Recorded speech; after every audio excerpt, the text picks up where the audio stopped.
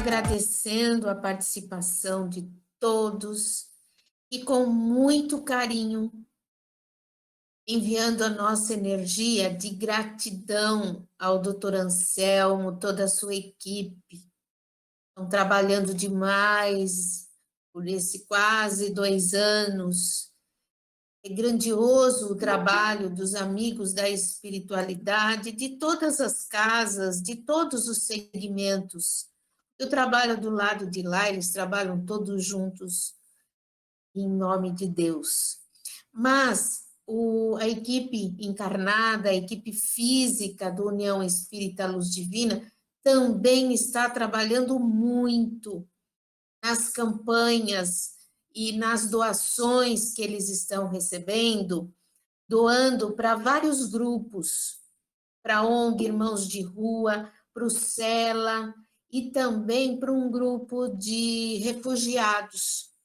Nós estávamos colaborando com uma outra casa de Santo André, então também recebemos algumas roupas, recebemos um pouco de arroz, caixas com fraldas geriátricas, porque nós colaboramos também nessa outra casa com um asilo. Então, o trabalho do Luz Divina não parou, nem no mundo espiritual, que a gente já sabe, e nem no mundo físico. Então, unidos nesta energia de amor, hoje nós vamos ter a Beth, que vai conversar com a gente hoje, e vamos iniciar a nossa prece inicial com essa energia tão envolvente, tão amorosa do nosso amigo Fernando, que vai fazer para nós a prece inicial.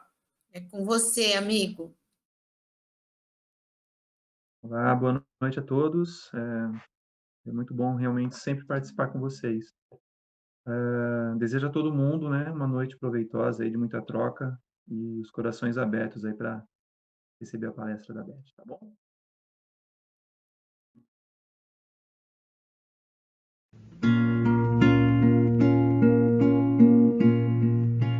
Eu navegarei no oceano do Espírito e ali adorarei ao Deus do meu amor. Eu navegarei no oceano do Espírito e ali adorarei ao Deus do meu amor. Espírito, Espírito, que desce como fogo, vem como em Pentecoste e enche-me de novo. Espírito, Espírito, que desce como fogo, vem como em Pentecostes e enche-me de novo.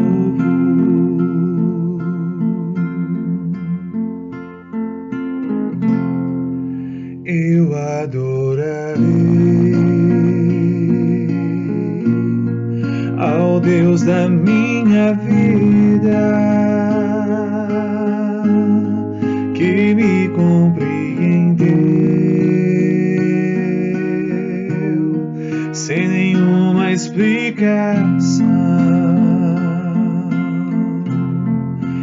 Eu adorarei ao Deus da minha vida, que me compreendeu sem nenhuma explicação. Espírito, Espírito, que desce como fogo, vem como em Pentecostes e enche-me de novo. Espírito, Espírito, que desce como fogo, vem como em Pentecostes e enche-me de novo. Eu adorarei.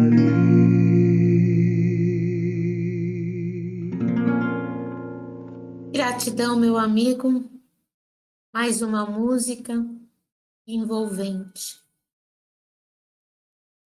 Vocês devem ter percebido a interferência e a inconstância da internet. Então, a música, às vezes, oscila. Quando o Carlos faz a edição para colocar o vídeo no ar, daí a música é colocada gravada, então sai melhor. Então, fica aí o convite para vocês assistirem o vídeo com calma. Beth, é com você, minha amiga. Hoje, com muita energia, porque o conteúdo mexe com qualquer um, né? Obrigada, Luz. Eu estava com saudades de vocês. É muito bom estar aqui, agradeço imensamente.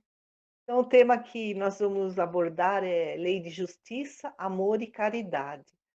Mas por que Allan Kardec colocou nessa lei justiça, amor e caridade, sendo que caridade, no latim caritas, significa amor?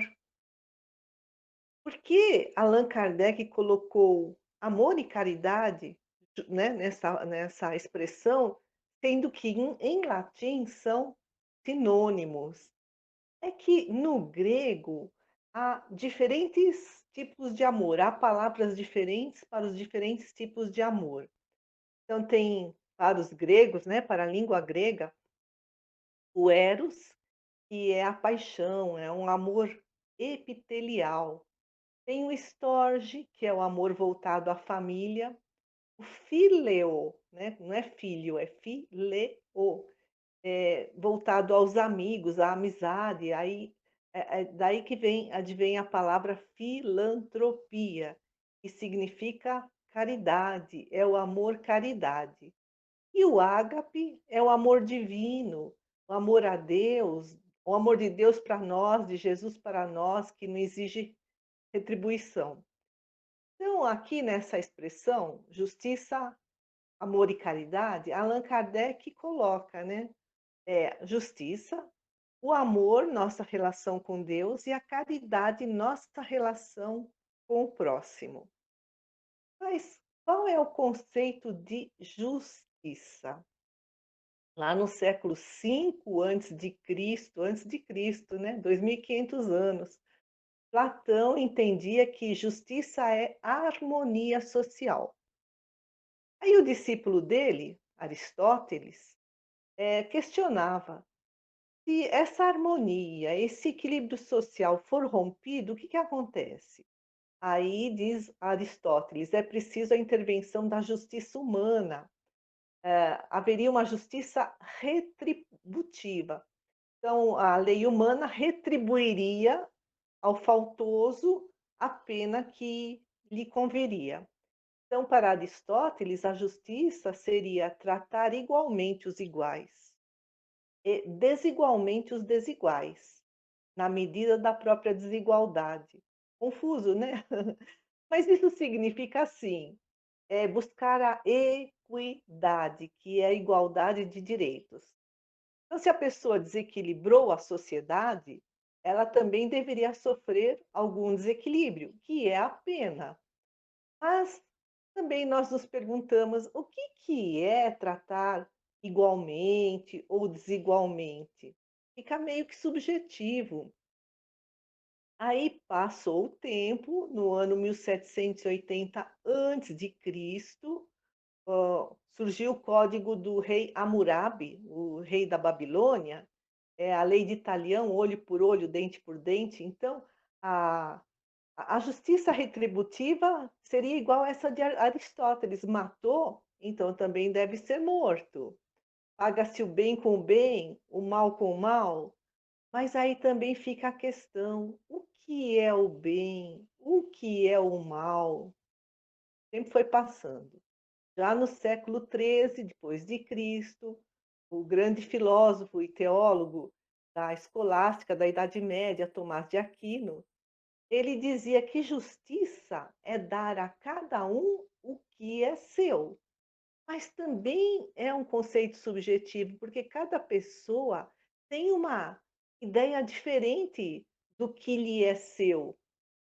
E aí vem o livro dos Espíritos, trazido pelos benfeitores, né, pelos codificadores da nossa querida doutrina no século XIX, e fecha a questão. Justiça é a defesa dos direitos de cada um. Quais são esses direitos? Eles falam em dois direitos: o direito à vida e o direito à propriedade adquirida, desde que essa aquisição não envolveu o prejuízo de ninguém. É aquela aquisição honesta. Então, segundo os espíritos, né, os direitos naturais são os mesmos para todos, porque todos somos filhos de Deus. E esse reconhecimento, então, dos direitos naturais se torna a base do sentimento de justiça. Hoje em dia, tem uma teoria no direito que chama justnaturalismo, que prega também essa ideia do direito natural e que fala que o direito natural é estabelecido pela natureza. Por isso mesmo, é válida em qualquer lugar. E então, por isso que deve-se seguir um padrão universal de ação. E o direito natural, então, distingue, segundo o justnaturalismo, as necessidades naturais e aquelas necessidades que são efêmeras, supérfluas, mas quem ordena e que é necessário é a natureza. Com que fim? Para preservar e promover a vida humana. Isso é o que diz, né, o direito. E lá no Livro dos Espíritos, na questão 873 também, eles nos ensinam que o sentimento de justiça está na nossa consciência. Por isso que diante de uma injustiça, nós nos revoltamos. E à medida em que nós vamos progredindo moralmente, esse sentimento de justiça também se desenvolve. Dizem lá os espíritos: tendo os homens formulado leis apropriadas a seus costumes e caracteres, elas, as leis, né, estabeleceram direitos mutáveis com o progresso das luzes, ou seja, com o progresso da humanidade. Então, os direitos, a concepção de direito foi mudando à medida da história da humanidade. A gente viu, né, como esse conceito foi se transformando em Platão, Aristóteles, Hammurabi, Aquino e até chegar no Livro dos Espíritos. Então, a gente vê que o conceito de justiça muda ao longo do tempo. A nossa, né, nós, seres humanos. Então, o Aristóteles fala em justiça retributiva, que até hoje se estuda. Então, na lei de Italião, matou, morre. Então, qual é a retribuição dessa pena? É uma pena de morte. E hoje em dia, no direito penal, hoje em dia não, mas há mais tempo no direito penal, né? Essa justiça retributiva para alguém que cometeu alguma falta é a reclusão, para que haja ordem social. Então, a pessoa fica encarcerada para manter o equilíbrio social, como já dizia Platão. Mas hoje esse conceito se estendeu ainda mais, porque não basta encarcerar, a própria justiça humana diz isso, é preciso reeducar. Então, essa retribuição, né? E a retribuição é a pena, assim, em vista da falta. foi de morte para reclusão com reeducação. E essa mudança de conceito indica o nível da evolução social de um povo. Hoje em dia também, né, há povos que ainda, eh, defendem a pena de morte, outros já não, né, a pessoa é reclusa, mas tem todo um trabalho de, reinserção na sociedade. E outra questão também trazida pelo Livro dos Espíritos, é que a lei humana regula as leis sociais, lógico, né, mas tem muita coisa que a gente pensa, que a gente faz, que ninguém fica sabendo. É só a gente, fica lá escondidinho, passa ignorada pelas leis humanas. Mas a consciência registra tudo. Olha, a lei de Deus é perfeita, a justiça divina é perfeita, né? Infinitamente perfeita.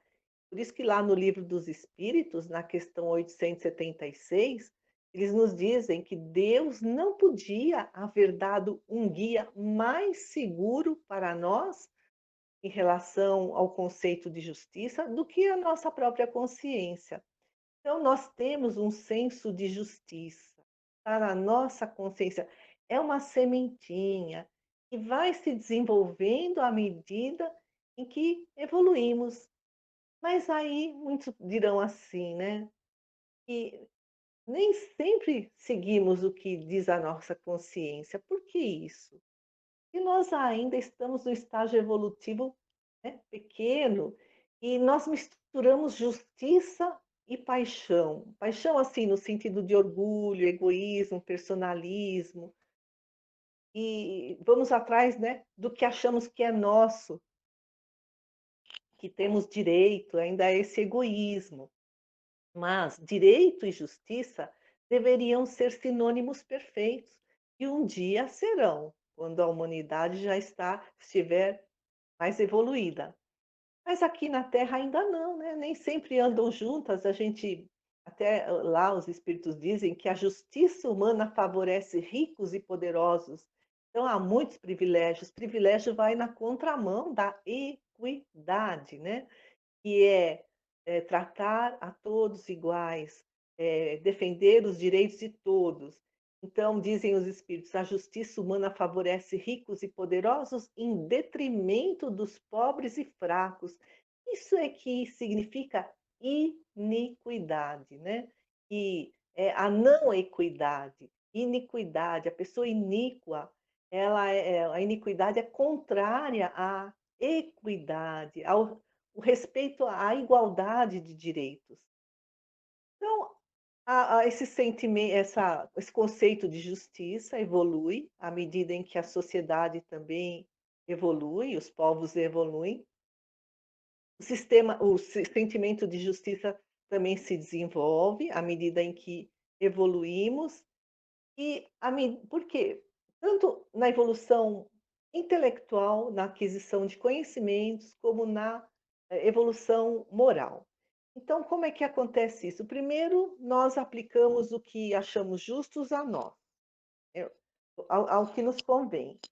E com o tempo, com a nossa evolução, essa justiça se amplia para todos de maneira mais elevada, mais pura. Então, o conceito de justiça varia também segundo o grau de evolução de cada pessoa, segundo o seu progresso moral, intelectual. Por exemplo, nós fazemos, em relação ao progresso intelectual, nós fazemos um juízo, um julgamento, uma avaliação de algo, de alguém, de um evento, né? Mas aí nós vamos atrás de mais informações, adquirimos um melhor conhecimento desse algo, desse alguém, desse evento, e nós ampliamos a nossa visão, refletimos com mais cuidado e podemos até mudar o nosso juízo. Quantas vezes já aconteceu isso conosco? É um bom sinal, né? Refletir sobre o que estamos avaliando. E o Espiritismo explica também que quanto mais esclarecimento temos, mais se amplia a nossa consciência, também maior é a nossa responsabilidade. diante do que fazemos, falamos. E aí também, maior será o sentimento, o nosso sentimento de culpa, diante de uma falta qualquer. Por isso dizem os espíritos, o espiritismo é um disciplinador da nossa liberdade. Disciplina a vida social para que haja mais equidade, mais harmonia, né? Para que haja mais dignidade. E também disciplina a nossa vida individual, para que nós nos harmonizemos com as leis de Deus, né? Para que não erremos tanto. Então, dizem eles, assim, quando praticarmos a justiça em toda a sua plenitude, seremos verdadeiramente justos, como Jesus, e praticaremos o amor e a caridade, sem os quais não há verdadeira justiça. A gente vê, né, que aqui os espíritos estão associando justiça com amor e caridade. Lá no Livro dos Espíritos, na questão 886, Allan Kardec pergunta: qual o verdadeiro sentido da palavra caridade, como a entendia Jesus? Então ele responde: benevolência para com todos, indulgência para com as imperfeições alheias, perdão das ofensas. E aí a gente vê que amor e caridade são os complementos da lei da justiça. Por quê? O que é justiça? Segundo o que nos ensinam os espíritos, é fazer aos outros o que queremos para nós. E quando nós amamos o próximo, nós fazemos a ele o que queremos para nós. Então, amor, caridade e justiça, né, estão juntas. Então, não é só essa caridade material, é também essa caridade moral, benevolência, indulgência, perdão. E lá no Livro dos Espíritos, na questão 648, também nós aprendemos que a lei de justiça, amor e caridade é a mais importante de todas as leis, porque promove o nosso progresso moral. Resume todas as leis: lei de adoração, de trabalho, de reprodução, de conservação, de destruição, de sociedade, de progresso, de igualdade, de liberdade. E aí eu gostaria de fazer uma reflexão sobre uma passagem que está lá em Mateus, capítulo 25, versículos 31 a 46, intitulado O Juízo Final. Então, diz, né, o evangelista, quando Jesus vier em sua majestade, acompanhado de todos os anjos, sentará no trono de sua glória. As nações estarão reunidas diante dele e Jesus irá separar as ovelhas dos cabritos e colocará as ovelhas de um lado e os cabritos de outro. E Jesus dirá às ovelhas: vinde, benditos de meu Pai, tomai posse do reino de Deus. Pois tive fome e me destes de comer, tive sede e me destes de beber, estava sem teto e me hospedastes, estive nu e me vestistes, estava doente e me visitastes, estava preso e fostes me ver. E os justos perguntarão: quando te demos de comer, beber, quando te hospedamos, agasalhamos, quando te visitamos?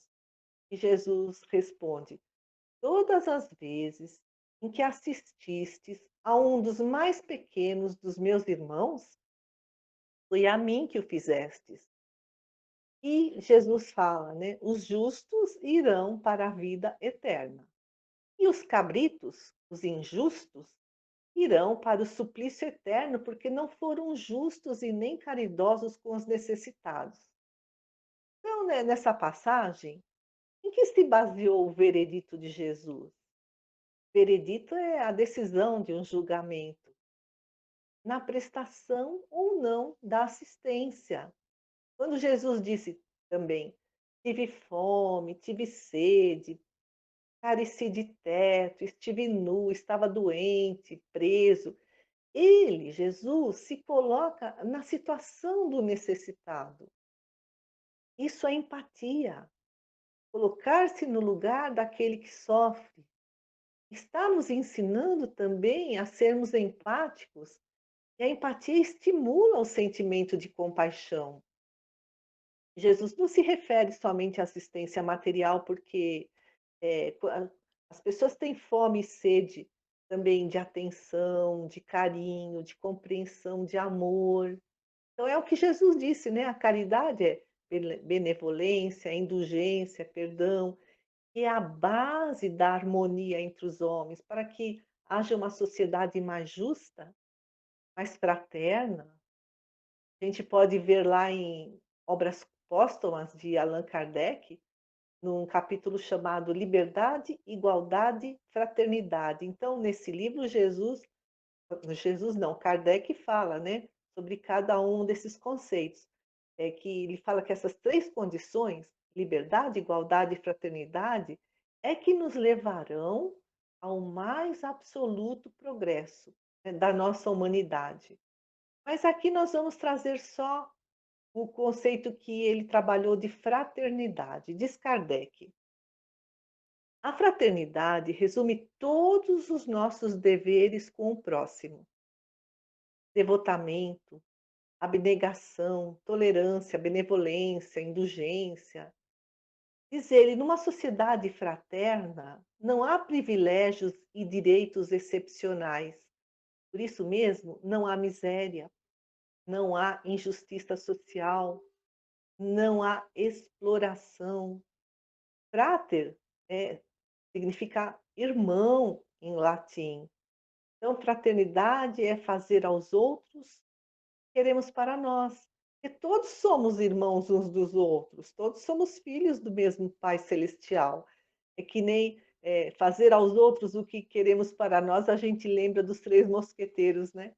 Um por todos, todos por um. E o Espiritismo nos diz, né, a famosa frase: fora da caridade não há salvação. Que salvação é essa? Nós vamos nos salvar do quê? Das nossas imperfeições, da nossa ignorância. Aí a gente vê nessa passagem do juízo final que é uma metáfora. Os justos irão para a vida eterna. Eles habitarão mundos de regeneração, mundos mais felizes. Os injustos irão para o suplício eterno.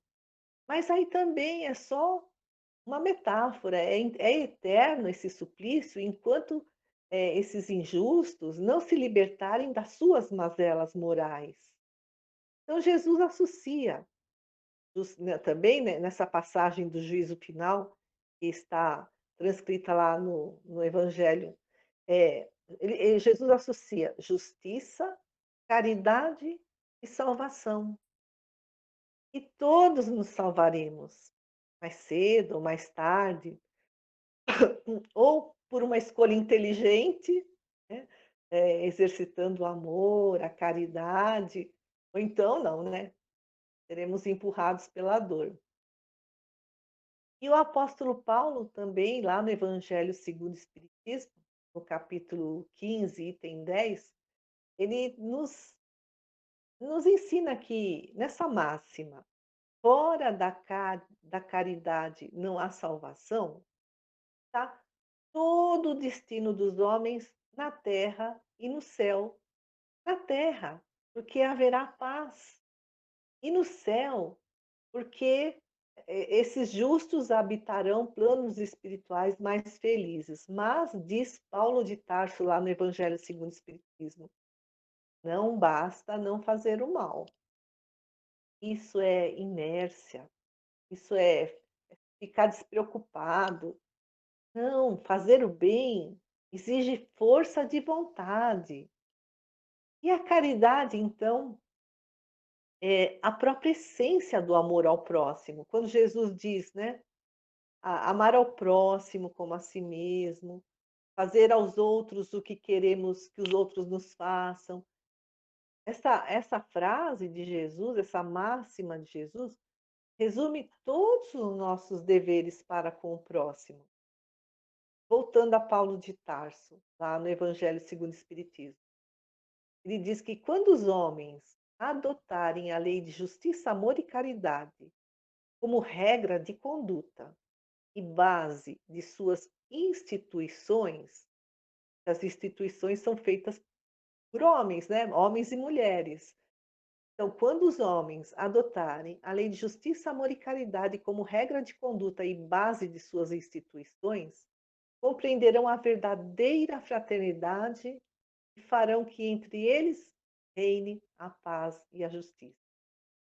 E é isso que o mundo está precisando, mas nós chegaremos lá, né? Leon Denis, um grande pensador, filósofo, continuador da doutrina espírita, escreveu muitos livros. Um deles chama Depois da Morte. E ele fala que o advento do espiritismo, né, a chegada do espiritismo, trazendo os ensinamentos dos espíritos, foi um dos maiores eventos da história da humanidade. Olha só o que nos diz Leon Denis. A gente concorda, né? A chegada do espiritismo foi um dos maiores eventos da história da humanidade.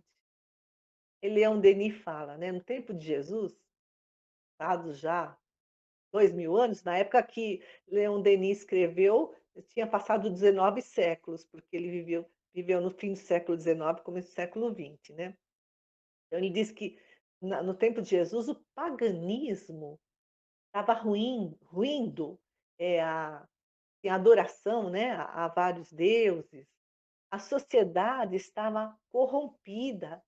E aí, no meio de tudo isso, Jesus nos traz o conceito e nos ensina a prática da caridade e da fraternidade.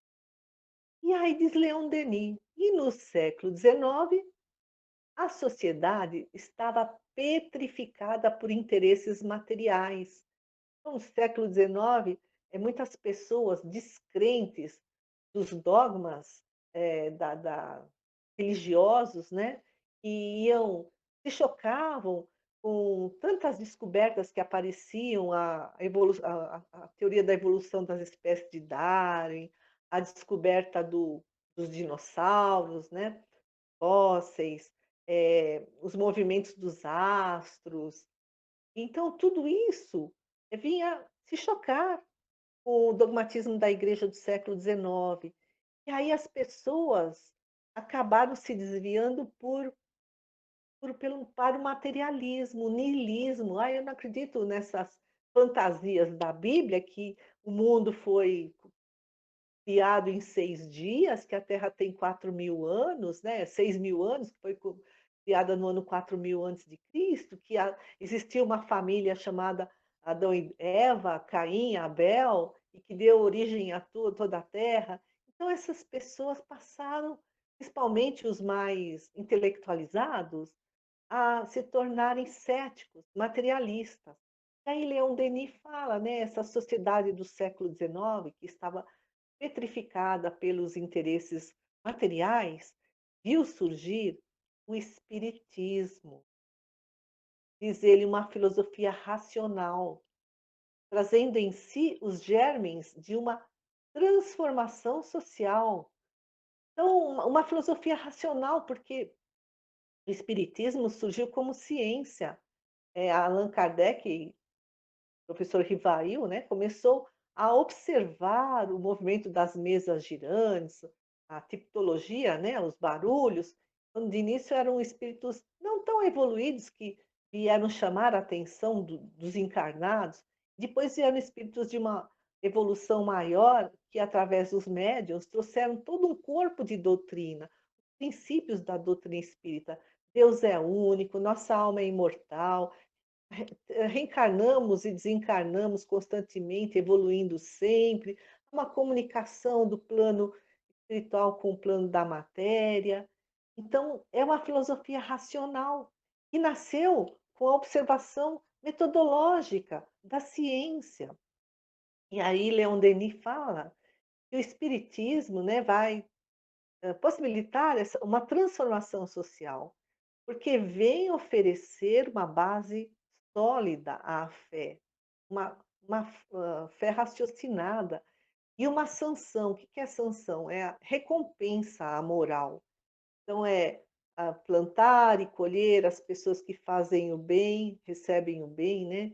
Diz ele que o Espiritismo é um estimulante à virtude, né? Nos anima a nos transformar e diz também, faz do progresso o próprio objetivo da vida e a lei superior do universo. Então, nosso objetivo é progredir e a lei superior do universo é a evolução, porque tudo evolui. Então, o Espiritismo, diz ele, põe um fim ao reinado da graça, que algumas igrejas acreditam que existe a graça, o dom de Deus. Então, as pessoas escolhidas recebem gratuitamente os dons de Deus. Isso aconteceu principalmente na Reforma, com Lutero, com Calvin. Então, o Espiritismo põe um fim ao reinado da graça, né? Tudo depende do nosso esforço, do nosso merecimento. Põe um fim ao arbítrio, que é o abuso de poder. Então, né? Não haverá mais privilégios. E também põe um fim à superstição, mostrando na elevação dos seres o resultado de seus próprios esforços. Então, qual o resultado, né, dessa trabalheira que nós temos, né, desse esforço hercúleo? É evoluir, né?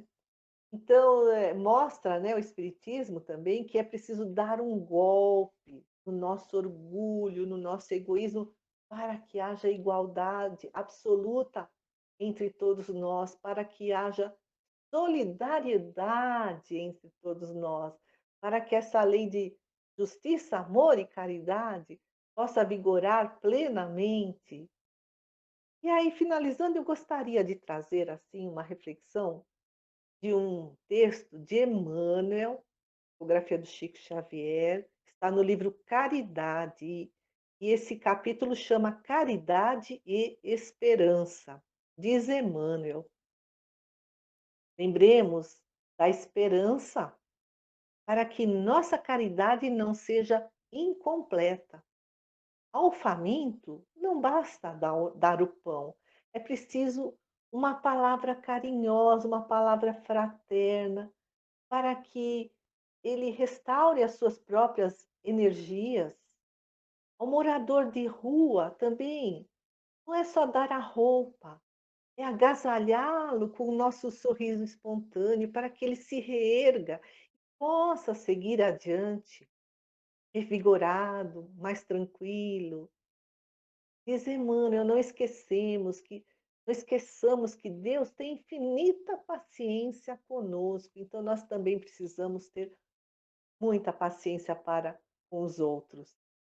Finalizando, diz Emmanuel, aliviar com azedume é alargar a ferida de quem padece. E dar com reprimendas é envolver o socorro em repulsivo vinagre, desânimo ou desespero. Seja para os que te rodeiam a permanente mensagem de amor, que tudo compreende e perdoa, amparando e auxiliando sem descansar, porque somente pela força do amor alcançaremos a luz imperecível da vida.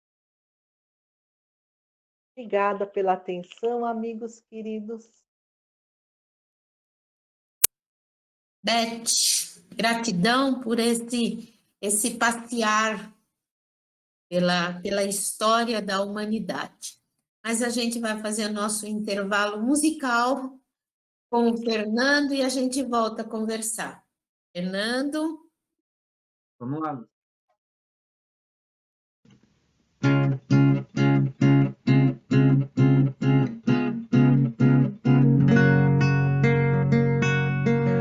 No novo tempo, apesar dos castigos, estamos crescidos, estamos estamos atentos, estamos mais vivos para nos socorrer,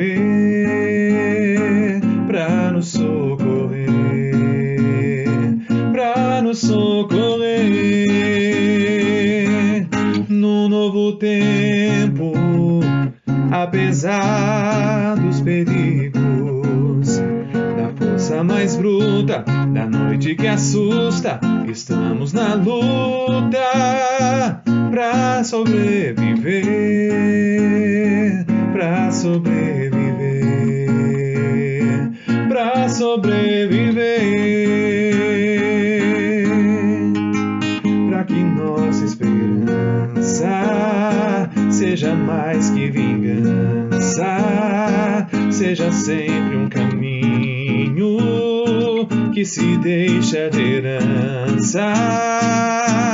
No novo tempo, apesar dos castigos, de toda fadiga, de toda injustiça, estamos na briga pra nos socorrer, pra nos socorrer, pra nos socorrer. No novo tempo, apesar dos perigos, de todos os pecados, de todos os enganos, estamos marcados para sobreviver, para sobreviver, para sobreviver. No novo tempo, apesar dos castigos, estamos em cena, estamos na rua, quebrando as algemas pra nos socorrer, pra nos socorrer, pra nos socorrer. No novo tempo, apesar dos perigos, a gente se encontra cantando na praça, fazendo pirraça pra sobreviver, pra sobreviver, pra sobreviver no novo tempo. Nós temos uma sequência aqui bem interessante. A Beth veio nos mostrar de lá de trás as oscilações do ser humano. O Fernando veio nos chamar a atenção para o novo tempo, que é onde a Beth terminou a sua fala.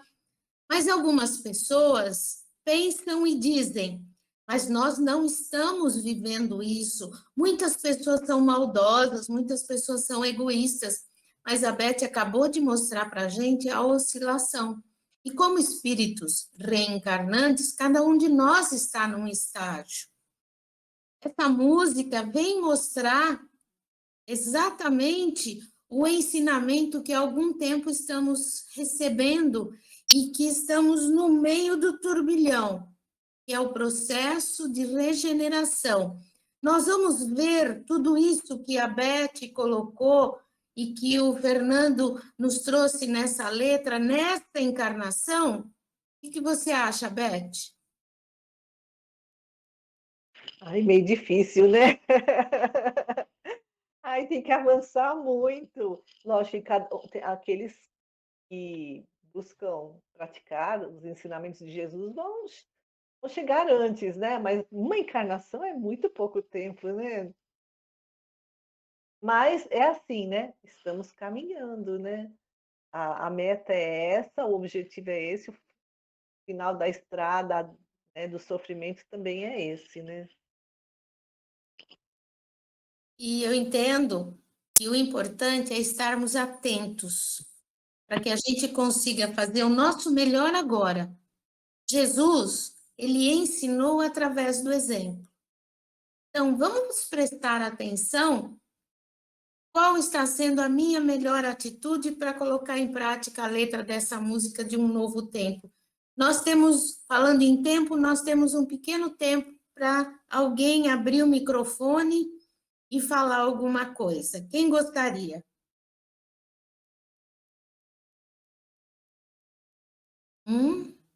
Nelly, eu já toquei no assunto porque eu sei que você faz isso e você acredita nisso. Não, você sabe, Luz, primeiramente, adorei a palestra, Beth, mas você acha que adivinhou, você cortou minha pergunta, porque quando você fala em caridade, um monte de coisa, tá certo, é praticar a caridade e tudo, mas o que eu achei interessante é que você falou, claro, mediante todo o estudo e tal, que a caridade em si também é você amparar uma pessoa, dar carinho, conforto, né? Então, não é só o ato de você prover de arroz, um feijão, sabe? Um leite, se preocupar com cobertor, mas também, às vezes, trocar uma palavra de aconchego, carinho. Eu tenho esse privilégio de estar na rua e poder, às vezes, pelo menos olhar para a pessoa e falar: não desista, você vale a pena. Eu acho que é por aí. Mas você cortou minha pergunta, viu, Beth? Obrigada, viu? Foi ótimo. Obrigada aí também. Obrigada. Nesse sentido, nós participamos de algumas atividades com moradores de rua, e é exatamente isso. As primeiras vezes eu ficava meio assim, sem saber o que fazer, porque eu achava o carro estava com comida, estava com papel higiênico, estava com água, o outro tinha roupa, e eu achava que ia pegar e sair distribuindo. Você quer? Você quer? Mas não. Eles paravam em grupos, chegava perto, cumprimentava. Tudo bem? Você precisa de alguma coisa? Na minha visão, ele estava precisando. Mas aí, se você precisa, é no sentido, a pessoa está receptiva para receber. E muitas vezes, o maior tempo era sentar no chão ou em algum lugar e conversar. Depois é que eles acabavam pegando as coisas materiais. Então, esse ensinamento ele é muito grande e começa dentro de casa, né? A gente já recebeu o aviso aqui que nós temos 10 minutos. Então, eu vou pedir para o Fernando fazer para nós a música final. Mas antes, lembrando do nosso copo com água, para que o doutor Anselmo e toda a sua equipe possa fazer a fluidificação, que também tenhamos a nossa lista com os nomes das pessoas que nós vamos emanar energia de fortalecimento, e como sempre, fazendo a nossa corrente de energia e de fortalecimento àqueles espíritos que foram abortados, para que eles retomem a confiança para reencarnar novamente numa condição mais amorosa. Fernando, é com você. Obrigado, Luz. Deus abençoe a todos sempre. É o meu desejo.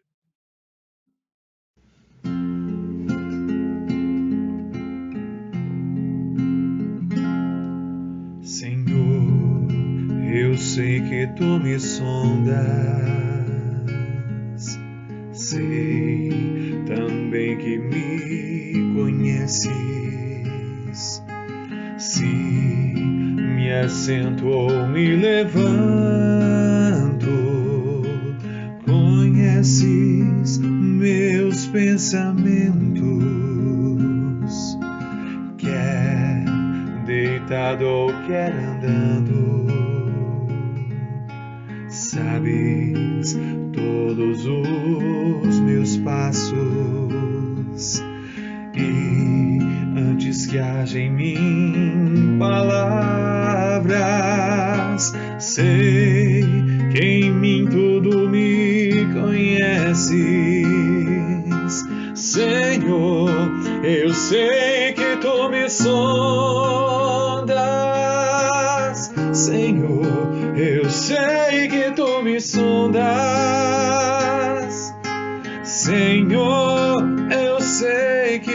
me sondas. Eu sei que tu me sondas.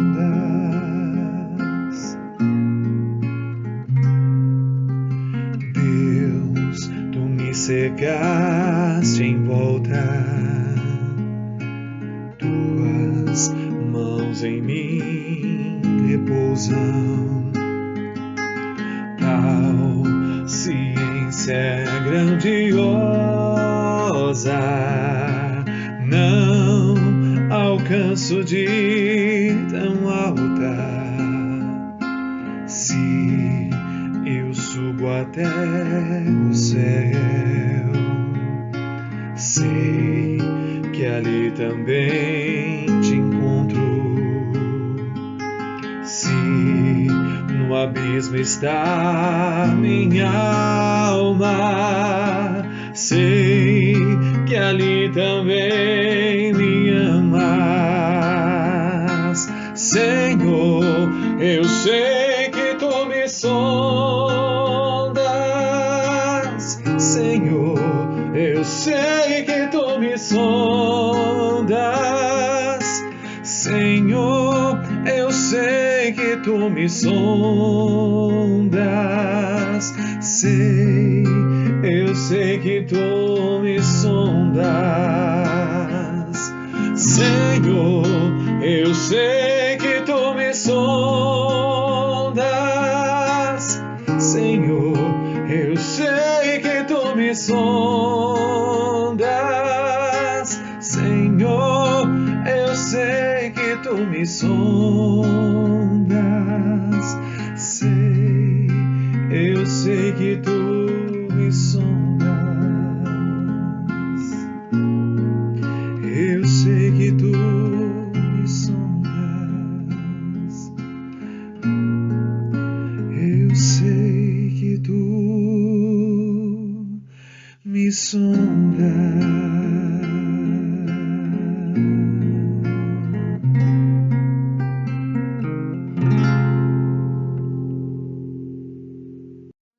Nessa energia, nos imaginando na sala de passes e uma linda cascata de luz descendo sobre nós, essa energia adentrando pelo nosso coronário e harmonizando todos os nossos centros de força e nós nos fortalecendo. Agradecendo a Deus por esta encarnação, por tudo que estamos vivendo. Pai, eu sei que tu me amas e sabemos também que tu cuidas de nós. Amigos, muito carinho, muita gratidão, muita alegria por esta encarnação e por essa oportunidade que nós temos toda sexta-feira. Beth, gratidão pelo conteúdo, por sua ternura. Fernando, gratidão, amigo, pelas músicas novas e por essa energia que você passa para todos nós. E que juntos a gente mande essa energia de amor, de gratidão para o Dr. Anselmo. O trabalho dele é de amor, de trabalhador de Jesus, singelo e simples. Até a semana que vem, amigos. Tchau. Tchau, pessoal. Boa noite. Boa noite. Bom fim de semana. Obrigada. Muito obrigado. Obrigada, Fernanda. Obrigado. Boa noite, gente. Fique com Deus. Boa noite. Bom final de semana a todos.